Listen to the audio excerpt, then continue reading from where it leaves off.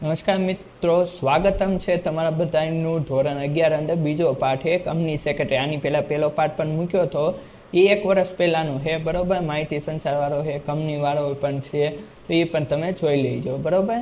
અને આ લેટેસ્ટ છે કંપની સેક્રેટરી. આ ચેપ્ટરમાંથી 5 માર્કનું પૂછાય છે બરાબર. તો આપણે પ્રસ્તાવનાની બધું શરૂઆત કરવી. તો પ્રસ્તાવનાથી આપણે સ્ટાર્ટિંગ કરવી. તો પહેલાં જોયું કે બદલાતી જતી સામાજિક વ્યવસ્થામાં વાણિજ્યના સ્વરૂપે પણ કરવટ બદલી છે. એટલે કે ધંધામાં પણ વાણિજ્ય સ્વરૂપ ઘણું બધું ફેરબદલી થઈ. પહેલાં તમે જોવો જોઈએ ધંધા કામ કઈ રીતે હાલતું હતું, અત્યારે કામકાજ જો ઘણું નવીનીકરણ આવી ગયું છે. વર્તમાન સ્વરૂપમાં સામાન્ય કંપની, મોટી કંપની, બહુરાષ્ટ્રીય કંપનીમાં આ વ્યવસ્થાનો વિકાસ થયો છે. એટલે કે બહુરાષ્ટ્રીય કંપની છે, મોટી કંપની, તો એમાં આ બધાનો વિકાસ થયો છે.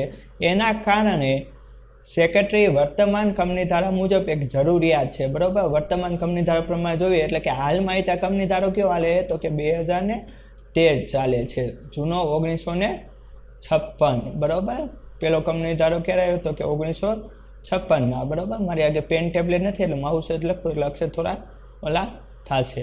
નવો કંપની ધારો 2013, જૂનો 1956 બરાબર. એટલે કે સેક્રેટરીની જરૂરિયાત ઊભી પડે છે. સેક્રેટરીની સામાન્ય રીતે કામકાજ શું હોય કે કંપનીમાં કોઈ પણ કઈ રીતે કામ કરવું, કંપનીના માલિકને મદદરૂપ થવાનું. એક રીતે કેવી તો સચિવ તરીકે કામકાજ કરે છે, અંગત મદદ તરીકે કંપનીના માલિકોથી વાટાઘાટો કરે વગેરે બધી બાબતોમાં. કંપની સેક્રેટરી કંપનીના માળખામાં એક વિશિષ્ટ સંચાલકીય અધિકારી છે કે જેને કંપની ધારાનું પાલન કરીને અસરકારક કાર્યદક્ષ વહીવટ કરવાનું છે. જો સંચાલકીય અધિકારી એટલે કે એને ખુદનો હોદ્દો નથી હોતો, પણ સેક્રેટરીને હોદ્દો આપવામાં આવે છે કે તારે આ નિર્ણય, આવા બધા નિર્ણય જે કંઈ લેવાનો હોય તો તું લઈ શકશો. નવા કંપની ધારા 2013 મુજબ સેક્રેટરીને ચાવીરૂપ સંચાલકીય વ્યક્તિ એટલે કે KMP, કી મેનેજરિયલ પર્સન. જો નવા કંપની ધારા પ્રમાણે સેક્રેટરીને શું કહેવાય તો કે ચાવીરૂપ સંચાલકીય વ્યક્તિ કે જ્યારે કંપનીનો માલિક હાજર ન હોય તો તેના વતી આ વાટાઘાટો કરી શકે અને તેને KMP તરીકે કહેવાય છે. જો ઘણીવાર આ પણ પૂછાય કે KMPનું પૂરું નામ શું થાય તો કે કી મેનેજર પર્સન. KMPનું પૂરું નામ તો કી મેનેજર પર્સન. એવું પણ પૂછે કે સેક્રેટરીને કયા નામે ઓળખાય તો કે ચાવીરૂપ સંચાલકીય વ્યક્તિનો દરજ્જો આપવામાં આવ્યો છે. કંપની ધારામાં આવી ચાવીરૂપ સંચાલકીય વ્યક્તિ એટલે KMPમાં 5 વ્યક્તિઓનો સમાવેશ થાય. તો એમ કીધું કે ચાવીરૂપ સંચાલકીય વ્યક્તિ કેટલા વ્યક્તિનો સમાવેશ થાય તો કે 5 વ્યક્તિનો. આ ક્યાંક MCQમાં પૂછાઈ શકે અને ક્યારેક 5 વ્યક્તિના નામ પણ પૂછી શકે. તો ક્યાં ક્યાં છે તે આપણે જોવી બરાબર. પહેલું કે મેનેજિંગ ડિરેક્ટર અથવા તો મુખ્ય વહીવટી અધિકારી અથવા તો મેનેજર બરાબર. એ પણ ચાવીરૂપીય સંચાલકીય વ્યક્તિ કહેવાય. કંપનીનો સેક્રેટરી તે ચાવીરૂપ સંચાલકીય વ્યક્તિ છે. મુખ્ય નાણાકીય અધિકારી બરાબર, જે નાણાં લેવડ દેવડ કરતો હોય તે. પૂર્ણ સમયના સંચાલક બરાબર, જે પૂર્ણ સમયના સંચાલક કેવા કહેવાય કે માની લો કે કંપની શરૂઆત કરી, દાખલા તરીકે કંપનીનો ટાઈમ છે 8 થી તે 5, તો પૂરેપૂરો સમય દરમિયાન ત્યાં ને ત્યાં ઓફિસે હોઈ શકે તે બરાબર. એટલે પૂર્ણ સમયને કહી શકાય. કંપની ધારા મુજબ જે જાહેર કરવામાં આવે તે અધિકારી. આમ કહી શકાય કે કંપની ધારા પ્રમાણે કંપની સેક્રેટરીને બીજા નંબરનું KMP તરીકે સ્થાન મળ્યું છે. જો કંપની સેક્રેટરીને કેટલા નંબરનું તો કે બીજા નંબરનું સ્થાન મળ્યું. આ પણ પરીક્ષામાં પૂછી શકે કે કંપની સેક્રેટરીને કેટલા નંબરનું સ્થાન મળ્યું તો કે બીજા નંબરનું સ્થાન મળ્યું છે KMP તરીકે. ચાવીરૂપ સંચાલકીય વ્યક્તિ, કી મેનેજર પર્સન બરાબર. આ ઘણીવાર રહ્યું ને આ પ્રશ્ન 2 માર્કમાં ક્યારેક પૂછે છે. દર વખતે ન પૂછતા પણ ક્યારેક પૂછાય છે. હવે જોઈએ સેક્રેટરીના ગુણો અને એની લાયકાતો કે સેક્રેટરી પાસે કેવા કેવા ગુણ હોવા જોઈએ અને કઈ કઈ લાયકાત હોવી જોઈએ. પહેલું, કંપની માળખામાં સેક્રેટરીનું સ્થાન ચાવીરૂપ સંચાલકીય વ્યક્તિ તરીકે નિશ્ચિત થયા બાદ સ્વાભાવિક રીતે જ તેની જવાબદારીઓ અને કાર્યક્ષેત્રમાં પણ વધારો થાય છે બરાબર. કેમ કે એને ચાવીરૂપ સંચાલકીય વ્યક્તિ કહે તો જવાબદારી કાર્યક્ષેત્રમાં પણ વધે બરાબર. કેમ કે જવાબદારી વધવાની છે, કામ એવું બધું હોય તો આ જવાબદારીનું યોગ્ય રીતે વહન કરી શકે તે માટે તેની પાસે કંપની ધારા મુજબ અનિવાર્ય શૈક્ષણિક લાયકાત અને વધારાની લાયકાતની પણ જરૂર છે. જો કંપની સેક્રેટરીની લાયકાત પણ હોવી જોઈએ અને શૈક્ષણિક જ્ઞાન પણ હોવું જોઈએ કે ટૂંકમાં જે વસ્તુનું કામ કરે છે તેનું નોલેજ હોવું જોઈએ. હવે સેક્રેટરીના ગુણો અને લાયકાતો તો એ આપણે જોઈએ. પહેલાં આપણે જોઈએ ગુણો એના. પહેલું તો સુંદર સ્વાસ્થ્ય, આના વિશે પણ આ બધા વિશે ડિટેલમાં જો. સુંદર સ્વાસ્થ્ય એટલે કે સેક્રેટરી એવો હોવો જોઈએ કે નાની મોટી વસ્તુ હોય તો બીમાર ન પડી જાય, બરાબર, કામનું લોડ વધી ન જાય તો બીમાર ન પડી જાય. ઘણા એવા હોય ને કે અહીંથી તે 3 માળના પગથિયા સરખા આપી દે, તો એવો ન હોવો જોઈએ. પ્રામાણિકતા હોવી જોઈએ, બરાબર. એવું નહીં કે માની લો કે સેક્રેટરી આ જગ્યાએ કામ કરે તો કોઈ કારણસરથી નથી બીજી કોઈ કંપનીને કહેતા, દાખલા તરીકે કોકોકોલા કંપની છે, બરાબર, અને એની કંઈક છે એ જે રીતે બનાવે છે, માની લો કે કોકો પ્રોડક્ટ છે અને પેપ્સીવાળાને જે કંઈ વસ્તુ રહી એ કહી દે કે અમે આવી રીતે બનાવી છે, તો એવી ન ચાલે. એટલે પ્રામાણિક હોવો જોઈએ. કે માની લો કે કંપનીનો માલિક કંઈક જાય અને એને કામ સોંપીને આપ્યું હોય કે આટલું છે આ વસ્તુ, તો ટૂંકમાં ગફલાબાજ ન હોવો જોઈએ, બરાબર. તેના કામ પ્રત્યે નિષ્ઠાવાન હોવો જોઈએ. આકર્ષક વ્યક્તિત્વ હોવું જોઈએ. તેજસ્વી બુદ્ધિ પ્રતિભા, બરાબર. નિર્ણય શક્તિ એટલે કે કોઈ પણ નિર્ણય લેવો તો ઝડપથી લઈ શકે. વિશ્લેષણ શક્તિ, માની લો કે કોઈ નિર્ણય લીધો હોય તો એનું વિશ્લેષણ કરવું જોઈએ કે નહીં, આ નહીં આ બદલે કર્યું તો ભવિષ્યમાં આનું કંઈ સારું થશે કે નહીં, ભવિષ્યમાં શું ફાયદો થશે તે. 7મું છે ઉત્સાહ, બરાબર. ઉત્સાહી વ્યક્તિ હોવો જોઈએ. કામ પ્રત્યે આમ ધગશ હોવી જોઈએ. વફાદારી, જે જગ્યાએ કામ કરે છે તે પ્રમાણે. આત્મવિશ્વાસ હોવો જોઈએ, બરાબર, કે આ થઈ જાય. કુને અને ચપળતા હોવી જોઈએ, બરાબર. એટલે કે ચાલાક વ્યક્તિ હોવો જોઈએ. દીર્ઘદ્રષ્ટિ એટલે કે કોઈ પણ નિર્ણય લીધો હોય તો દૂર સુધી વિચાર. નેતાગીરી, બરાબર, કોઈ આગળ કામ કરવાનું, કામ કઈ રીતે કઢાવવું તે એની પાસે હોવું જોઈએ, બરાબર. આ બધા વિશે પણ આપણે ડિટેલમાં જોશું. હવે લાયકાતો. પહેલું, શૈક્ષણિક લાયકાત હોવી જોઈએ, બરાબર. ભણેલો ગણો. હિસાબી વ્યવસ્થાનું જ્ઞાન હોવું જોઈએ. કાર્યાલય સંચાલનનું જ્ઞાન એટલે કે જે જગ્યાએ કામ કરે તેનું. સભા સંચાલનનું જ્ઞાન કે કંપનીની જ્યારે સભા બોલાવવામાં આવે તે કઈ જ્ઞાન હોવું જોઈએ કે ક્યાં નિર્ણય લેવો, કયા તબક્કાની વાત કરે તે બધું. વિવિધ કાયદાઓનું જ્ઞાન, અલગ અલગ કાયદાઓનું. આર્થિક અને રાજકીય પ્રવાહનું જ્ઞાન. સાંપ્રત સમસ્યાનું જ્ઞાન. સાંપ્રત સમસ્યા એટલે કે આજુબાજુમાં જે ચાલી રહી સમસ્યા છે તેનું જ્ઞાન હોવું જોઈએ.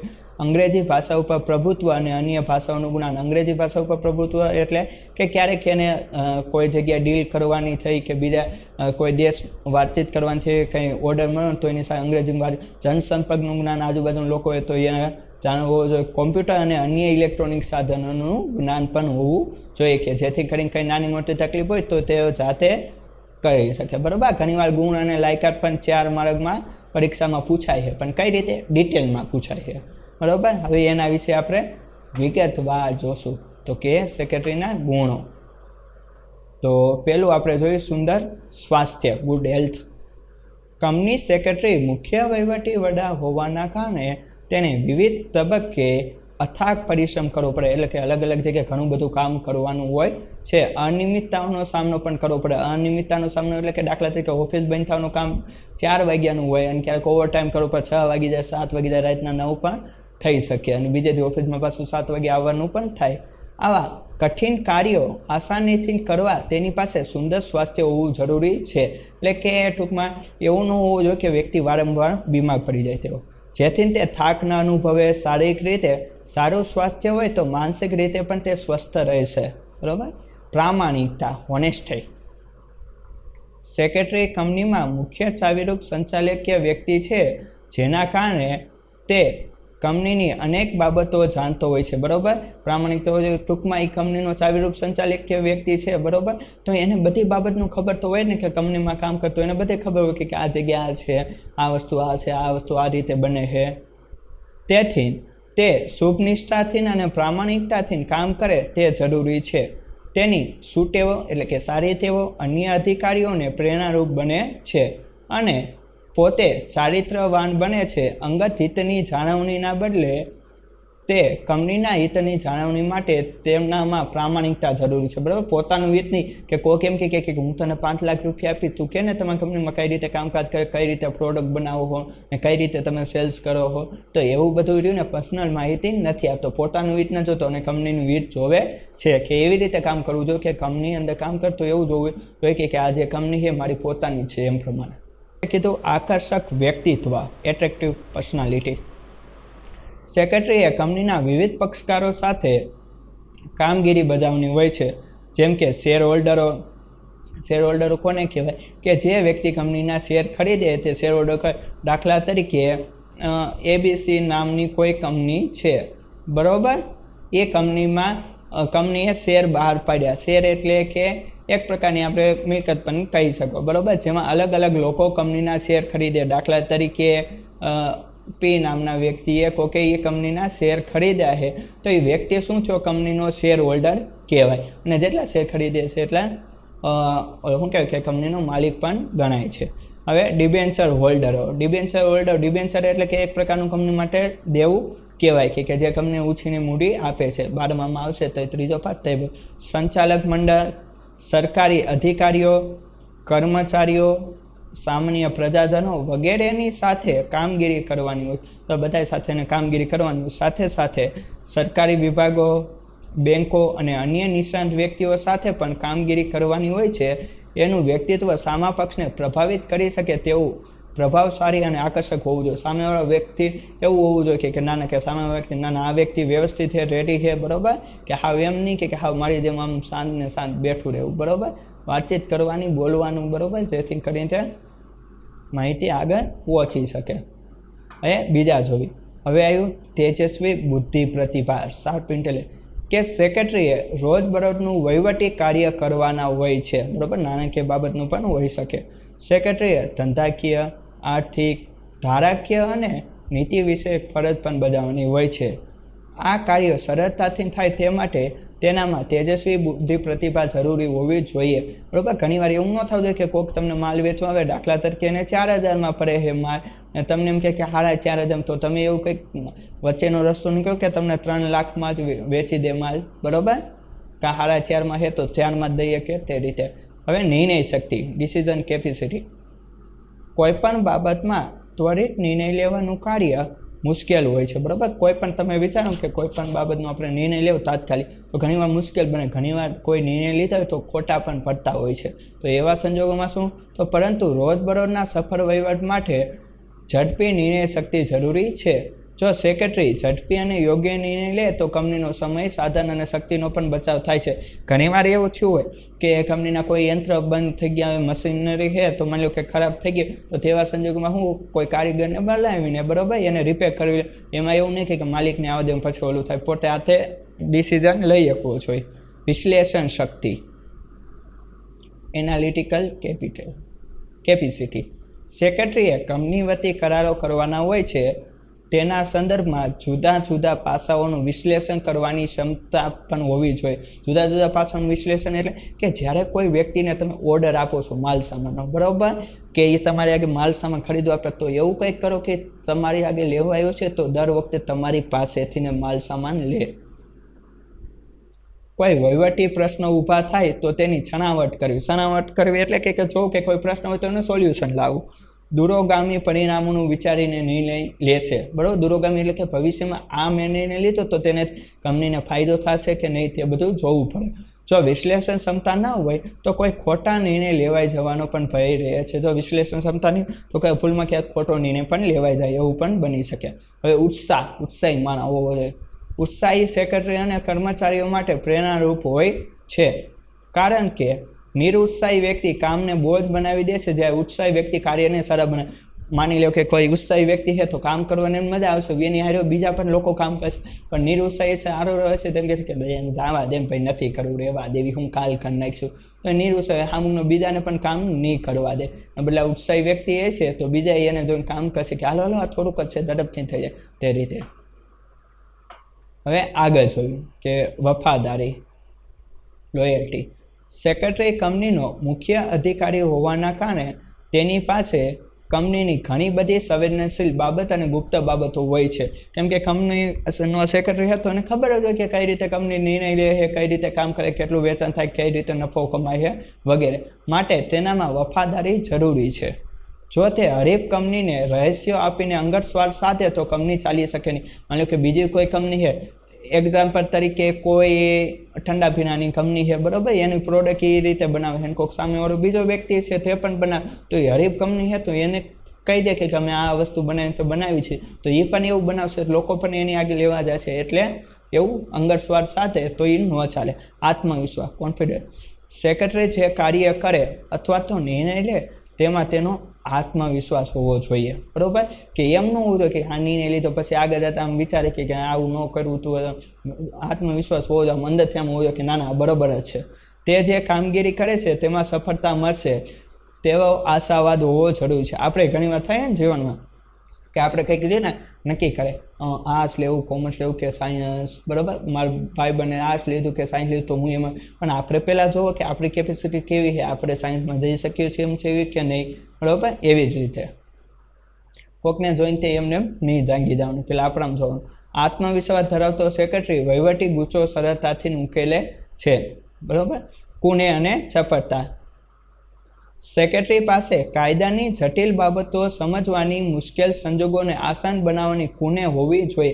કુને એટલે કે કોઈ પણ હોય કાયદા કે બાબતો કોઈ પ્રશ્ન ઉદ્ભવે તો તાત્કાલિક સોલ્યુશન કઈ રીતે લાવવું, હાલ પૂરતું શું સોલ્યુશન લાવવું, તો એવું એનામાં કુને હોવી જોઈએ.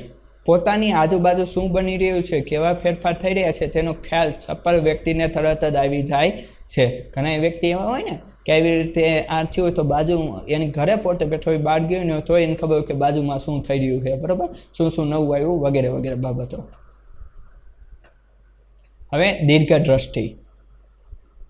તો કે સેક્રેટરી રોજબરોજના વહીવટી કાર્યો સાથે સંકળાયેલો હોય છે, પરંતુ તેને લીધેલા નિર્ણયોની ભવિષ્યમાં અન્ય કાર્યો પર કઈ અને કેવી અસરો પેદા કરશે તેનો અંશાર વર્તમાનમાં આવવો જોઈએ. માની લો કે આજ કોઈ દીર્ઘદ્રષ્ટિ એટલે કે આજ કોઈ નિર્ણય લીધો તો ભવિષ્યમાં એ પણ થાય કે આ નિર્ણય લીધો છે એ સાચો પડશે કે નહીં, આગળ જતાં ખોટ તો નહીં થાય. એક્ઝામ્પલ તરીકે કહું કે એક વ્યક્તિ છે, એને એમ થયું કે બધા ગેમ રમે છે, યુટ્યુબમાં ગેમ રમી તો વિડીયો મૂકશું તો કે પૈસા આવશે, તો બે વ્યક્તિએ પીસી ને એવું બધું લઈ લીધું, બરાબર. 50-60 હજારનો ખર્ચો કરીને કે બધું, પછી એ ગેમ પણ અપલોડ કરવામાં પણ એને એટલું બધું હાલ્યું નહીં. અને એ વાત માટે કેમ કે એને એ નોલેજ નહોતું કે કઈ રીતે ગેમ કર્યું, કઈ રીતે અપલોડ કર્યું, કઈ રીતે કેવી કેવી ગેમ રમવી. એવું નહીં કે તમને ગમે રમવું, ઓડિયન્સને શું ગમે છે તે રમો, બરાબર.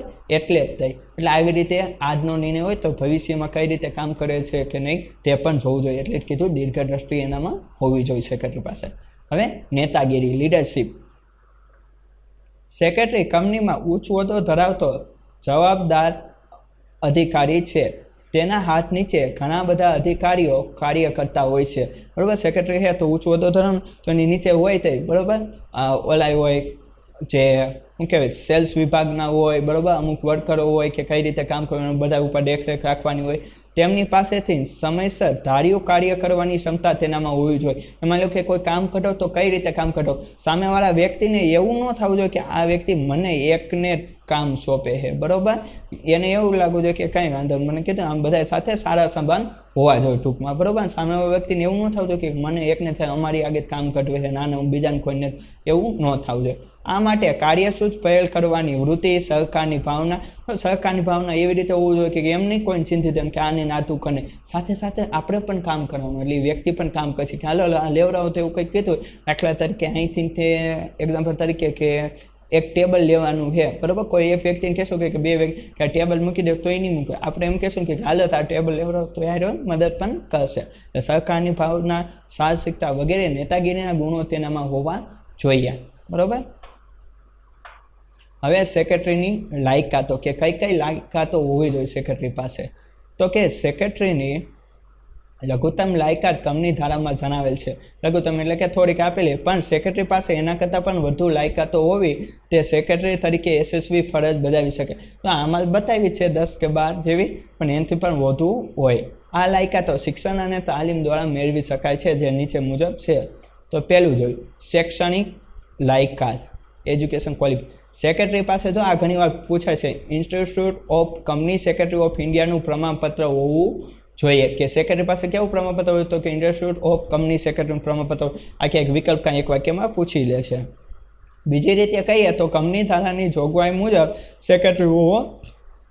કંપની ધારાની જોગવાઈ એટલે કે કંપનીનો કાયદો છે 2013, તેના નિયમ અનુસાર એ વ્યક્તિ કંપનીનો સેક્રેટરી હોવો જોઈએ, કાં તો institute of company secretary of ઇન્ડિયાનું પ્રમાણપત્ર એની આગળ હોવું જોઈએ, ત્યારે કંપની સેક્રેટરી કહેવાય. આ ઉપરાંત કાયદાની ડિગ્રીઓ તેને દસ્તાવેજો બનાવવામાં અને કરાર ઘડતરમાં મદદરૂપ બને છે. જો એના વિશે અભ્યાસ કરેલો હશે, બરાબર, કંપની સેક્રેટરી વિશે ભણેલો હશે તો તેને હિસાબ કરવામાં વ્યવસ્થિત રહેશે. હિસાબી વ્યવસ્થાનું જ્ઞાન, એકાઉન્ટિંગ નોલેજ.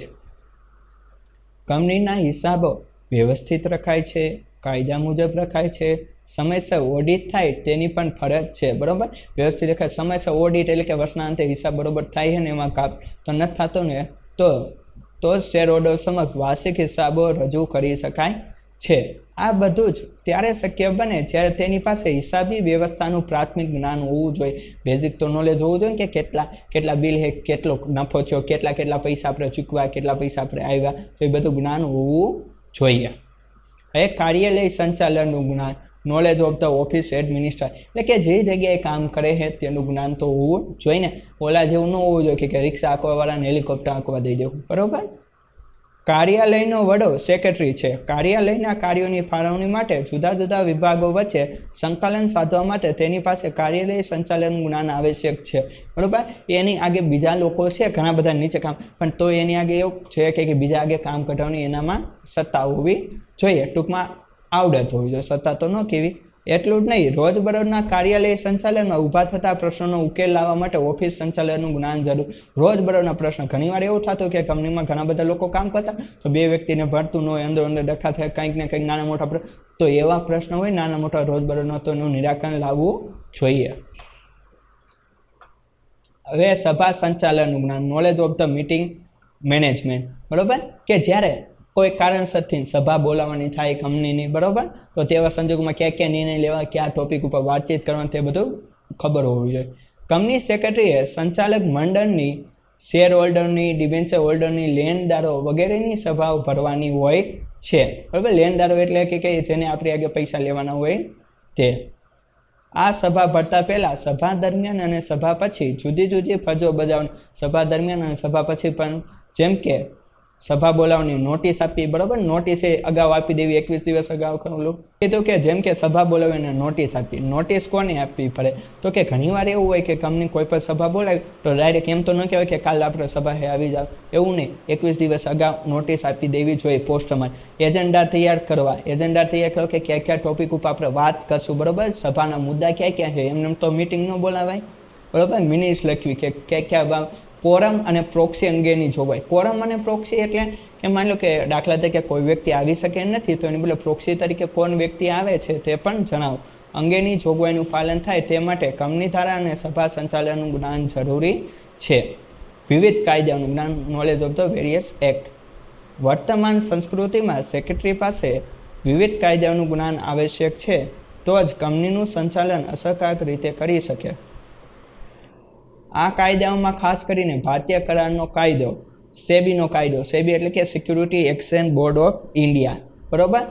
માલ વેચાણનો કાયદો, stamp duty act, provident fund અંગેના કાયદો, જામીનગીરી કરાર અંગેનો કાયદો, વેટ અંગેનો કાયદો, સર્વિસ ટેક્સ અંગેનો કાયદો, એમ વિવિધ પ્રકારનું ધારાકીય જ્ઞાન જો સેક્રેટરી પાસે હોય તો તેની કામગીરી કાર્યક્ષમ અને સરળ બને છે અને કંપનીની સંભવિત કાનૂની મુશ્કેલીઓથી પણ દૂર રાખે છે. કે આ બધા કાયદા વિશે જ્ઞાન હશે તો આગળ જતાં કંઈ તકલીફ પડે તો એનું નિરાકરણ લાવી શકે છે. હવે આવ્યું આર્થિક અને રાજકીય પ્રવાહનું જ્ઞાન. કંપની સમાજમાં અસ્તિત્વમાં આવે છે અને સમાજનો એક ભાગ છે, બરાબર. અને સમાજના વિવિધ પક્ષકારો સાથે સંકળાયેલું હોય છે, બરાબર.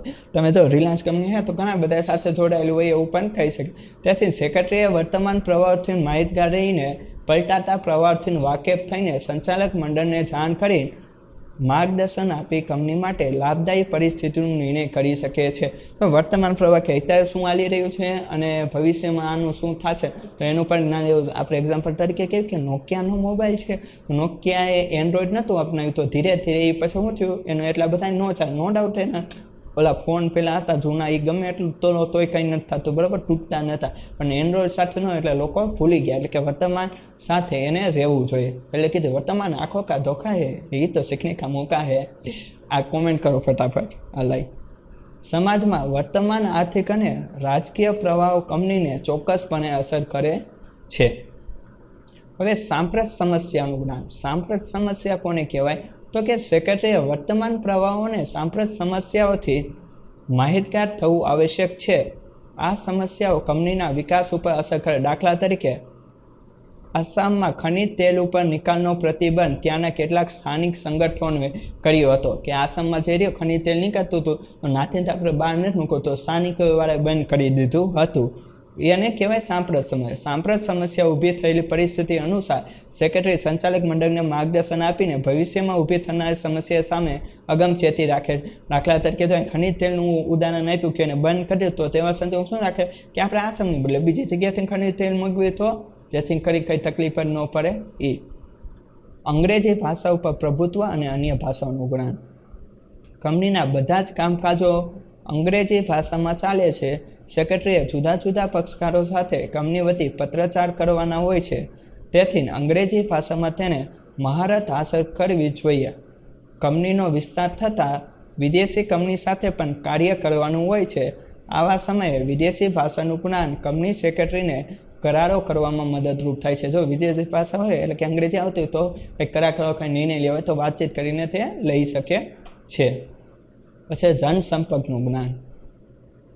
તો કે સેક્રેટરીએ કંપનીના જુદા જુદા પક્ષકારો સાથે કાર્ય કરવાનું હોય છે, બરાબર. ઘણીવાર કંપનીના મેનેજર સાથે એવી રીતે અલગ અલગ વ્યક્તિ કામ કરવાનું હોય છે, તેથી તેમની જોડે સંપર્ક જરૂરી છે.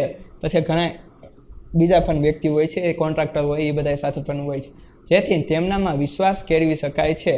કંપની સેક્રેટરીએ જો યોગ્ય જાહેર સંપર્કના જ્ઞાનનો ઉપયોગ કર્યો હોય તો લાંબા ગાળે કંપનીની પ્રતિષ્ઠામાં પણ વધારો થાય, તેથી જનસંપર્કનું જ્ઞાન હોવું જોઈએ. કોમ્પ્યુટર અને અન્ય ઇલેક્ટ્રોનિક સાધનોનું જ્ઞાન.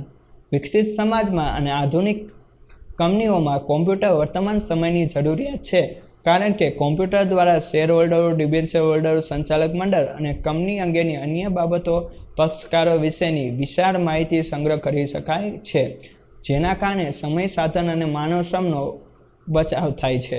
એટલા માટે સેક્રેટરી પાસે કોમ્પ્યુટર અંગેનું જ્ઞાન જરૂરી છે. આ ઉપરાંત ઓફિસ સંચાલનમાં વપરાતા વિવિધ પ્રકારના ઇલેક્ટ્રોનિક ઉપકરણોનું જ્ઞાન પણ હોવું જોઈએ, જેથી કર્મચારીને ગેરશિસ્ત ઉપર અંકુશ રાખી શકાય છે. માની લો જો કોમ્પ્યુટર છે પણ બીજા કોઈ સાધન સામગ્રી તો એનું જ્ઞાન હોવું જોઈએ, જેથી કરીને ગેરશિસ્ત ઉપર અંકુશ રાખી શકાય, જેથી કે વસ્તુ કંઈ ખરાબ ન થાય. એક્ઝામ્પલ તરીકે તમારે ઓફિસમાં એક પ્રિન્ટર છે, બરાબર છે, અને એને પ્રિન્ટ પણ અમુક જે વ્યક્તિ પ્રિન્ટ કાઢતા નથી આવતું તો એવું પણ બની શકે ને પ્રિન્ટર ખરાબ પણ કરી શકે. તો તેવા સંજોગોમાં તમને જ્ઞાન હોય તો તમે અંકુશ રાખી શકો અને તમે કોઈ એક વ્યક્તિને સોંપી શકો કે આ કામકાજ આ વ્યક્તિને જ કહેવું કે તે વ્યક્તિ કામકાજ કરી શકશે. હવે આગળ જોઈએ. હવે સેક્રેટરીની નિમણૂક અને તેને લગતી જોગવાઈ કે કઈ રીતે સેક્રેટરીની નિમણૂક થાય ને કઈ કઈ બાબતોનું ધ્યાન રાખવું પડે. નવા કંપની ધારા 2013 મુજબ કંપની સેક્રેટરી ગુલાબી ચાવીરૂપ સંચાલકીય વ્યક્તિ એટલે કે કી મેનેજર પર્સન ગણાય છે, એ ખબર જ છે. તેથી તેની નિમણૂક કરતી વખતે કંપની ધારા નીચેની જોગવાઈનું પાલન થવું જોઈએ. તો નિમણૂક અંગેની જોગવાઈઓ આપણે જોવી. પહેલું, જે કંપનીની ભરપાઈ થયેલ મૂડી ₹5 કરોડ કે તેથી વધુ હોય ત્યાં કંપની સેક્રેટરીની નિમણૂક કરવી ફરજિયાત. તો આ પરીક્ષામાં પૂછાય છે કે કેટલી 5 કરોડ કે તેથી વધુ મૂડી હોય ત્યાં કંપની સેક્રેટરીની નિમણૂક કરવી ફરજિયાત જ છે. સેક્રેટરી તરીકે ફક્ત જીવંત વ્યક્તિની નિમણૂક થઈ શકે. જીવંત વ્યક્તિની તમે નિમણૂક ન કે રોબોટ કે કોઈ વ્યક્તિ. ભાગીદારી પેઢી કે અન્ય સંસ્થાને સેક્રેટરી તરીકે નિમણૂક આપી શકાય નહીં. ભાગીદારી પેઢી હોય તો એ પણ નહીં, તમારો ભાગીદાર હોય એને પણ સેક્રેટરી તરીકે ન નિમણૂક કરી શકે, કોઈ બીજો વ્યક્તિ હોવો જોઈએ. જે વ્યક્તિની નિમણૂક કરવાની હોય તે વ્યક્તિ institute of company secretary of ઇન્ડિયાનું પ્રમાણપત્ર ધરાવતી હોવી જોઈએ, બરાબર. એ આગળ આપણે જોયું હતું તેનું પ્રમાણપત્ર હોય તો જ એ સેક્રેટરી માન્ય ગણાય. કંપની સેક્રેટરી તરીકે નાદાર એટલે કે કંઈ વધુનો અસ્થિ મગજનો થઈ ગયો હોય, અસ્થિ મગજનો ગાંડો સગીર વ્યક્તિ એટલે કે 18 વર્ષથી નીચેનું હોય તો એવા વ્યક્તિની નિમણૂક ન થઈ શકે. આવું પૂછાય કે કંપની સેક્રેટરી કોની નિમણૂક ન થઈ, તો કે નાદાર, અસ્થિર મગજનો અને સગીર વ્યક્તિ. સગીર વ્યક્તિ એટલે કે 18 વર્ષ કરતાં નીચેની ઉંમર હોય તે સગીર વ્યક્તિ કહેવાય. 17, 16, 15 એ બધા. અને જોવી કે કંપની સેક્રેટરી તરીકે નિમણૂક કરવા માટે સંચાલક મંડળની સભામાં ઠરાવ પસાર કરવો પડે. ને આ ઠરાવમાં કઈ કઈ બાબતો હોય. પહેલું, નિમણૂક અંગેની શરતો કે કાયમી ધોરણે નિમણૂક કરો હો કે અમુક સમય માટે તે. અને મહેનતાણું એટલે કે કેટલું પગાર આપવો તે. મેમ્બરશિપ નંબર હોવો જોઈએ કે કંપની મેમ્બરશિપ નંબર કેવી રીતે હોય તો કંપની સેક્રેટરીને આપવામાં આવે છે. સેક્રેટરી પાસે KMP એટલે કે કી મેનેજર પર્સન તરીકે નિમાવવા માટેની સંમતિ લેવી પડે. કંપની રજિસ્ટર પાસે પહેલાં ફોર્મ MGT 14 જેની સાથે સંચાલક મંડળનો ઠરાવ અને સેક્રેટરી પાસેથી KMP તરીકે લીધેલ સંમતિ પત્રક નોંધાવવું પડે. ફોર્મ MR1ની સાથે જે વ્યક્તિની નિમણૂક KMP તરીકે કરી હોય એટલે કે ચાવીરૂપ સંચાલક કે વ્યક્તિ તરીકે નિમણૂક કરી હોય તેની સંમતિ અને સંચાલક મંડળનો ઠરાવ 60 દિવસમાં નોંધાવવું પડે છે, એટલે કે 2 મહિનાની અંદર. હવે સેક્રેટરીના કાર્યો અને ફરજો આપણે જોઈએ કે કયા કયા કાર્યો એને કરવાના હોય છે. ખાનગી કંપની, જાહેર કંપની કે બહુરાષ્ટ્રીય કંપની હોય તેમાં કંપનીના સેક્રેટરીનું સ્થાન વિશેષ છે, બરાબર. ખાનગી કંપની, બહુરાષ્ટ્રીય ત્યાં જ હોય. કંપની સેક્રેટરીના કાર્યો અને ફરજોના આધાર કંપનીના કદના આધારે હોય, ધંધાનો પ્રકાર કે કયા પ્રકારનો ધંધો છે, નિમણૂકની શરતો કે કાયમી નિમણૂક કરે છે, તે બધું. સંચાલકોએ સોંપેલા કાર્ય ઉપર આધાર રાખે છે. આ બધા કામકાજ કેના ઉપર? સંચાલકે જે સોંપ્યા. નિમણૂક અંગે જ્યારે કરાર કરવામાં આવે ત્યારે તેને કેવા કાર્ય કરવાના છે તેની સ્પષ્ટતા કરવામાં, નિમણૂક જ્યારે કરે તે કયા કયા કામ કરવાનું તેની સ્પષ્ટતા કરવામાં આવે છે. હવે જોઈએ આપણે સેક્રેટરીના કાર્યો. તો કે કંપની સેક્રેટરીના કાર્યોમાં નીચેના કાર્યોનો સમાવેશ થાય. પહેલું, આ કાયદાની જોગવાઈઓ તે હેઠળના નિયમો અને કંપનીને લાગુ પડતા અન્ય કાયદાઓનું પાલન બાબતે સંચાલક મંડળનો અહેવાલ આપવો. બરાબર. સેક્રેટરીએ ધોરણોનું પાલન કંપની કરે છે તે જોવું. નિયત કરવામાં આવે તે ફરજો બજાય. જે પણ સેક્રેટરીને કાર્ય સોંપવામાં આવે તે પ્રકારના કામ કરવાના એને રહે છે. હવે સેક્રેટરીની ફરજો. તો પહેલું, કંપનીના સંચાલકો તેમની ફરજો, સત્તાઓ અને જવાબદારીનું માર્ગદર્શન આપવું. સંચાલક મંડળ અને સામાન્ય સભા અંગે આયોજન કરવું અને તેની સભા નોંધ રાખવી કે કેટલી સભા બોલાવી, ક્યાં નિર્ણય લીધા અને સભામાં કઈ કઈ બાબતનો નિર્ણય લીધો, ક્યાં ખરડા પસાર થયા વગેરે બાબતોનું હોય છે. સંચાલક મંડળ, સામાન્ય સભા, સરકાર કે અન્ય સત્તાઓ પાસેથી કંપની ધારણ જોગવાઈ અનુસાર જરૂરી મંજૂરી એટલે કે કંપની ધારણ નિયમ અનુસાર જે કંઈ નિર્ણય લેવાનો હોય, કંઈ મંજૂરી મેળવવાનો તો એ મેળવી શકે. કંપની ધારા મુજબ અન્ય ફરજો બજાવવી અને તે માટે જુદા જુદા સત્તા મંડળ સમક્ષ રજૂઆત કરવી. કંપનીના ધંધા માટે સંચાલક મંડળને જરૂરી મદદ કરવી. કંપનીના સંચાલક મંડળને કંપનીનું સુશાસન અને શ્રેષ્ઠ કાર્યપ્રણાલી અંગે મદદ અને માર્ગદર્શન આપવું. કંપની ધારામાં અથવા તો નિયમોમાં જણાવવા અન્ય ફરજો અદા કરવી અને સંચાલક મંડળ દ્વારા વખતો વખત સોંપવામાં આવતી અન્ય ફરજો અદા કરવી. હવે સેક્રેટરીની સત્તાઓ અને મર્યાદાઓની જવાબદારી. તો પહેલાં જોઈ સેક્રેટરીની સત્તાઓ.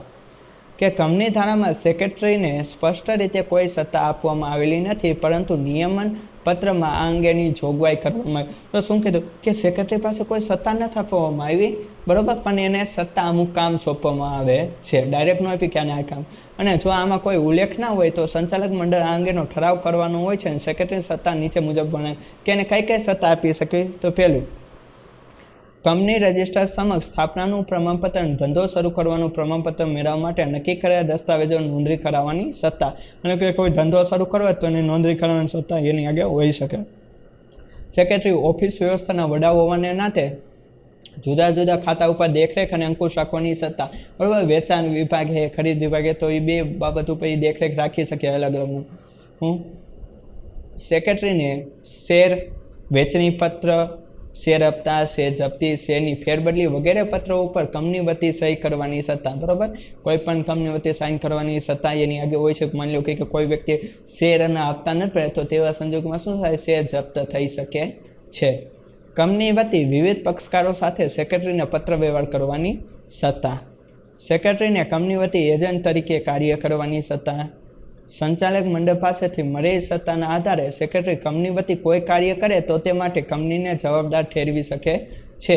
સંચાલક મંડળે સોંપેલ કાર્ય કરવાની સત્તા. સંચાલક મંડળ જે આપે કામ તે પણ કાર્ય કરવાની એની આગળ સત્તા હોય છે.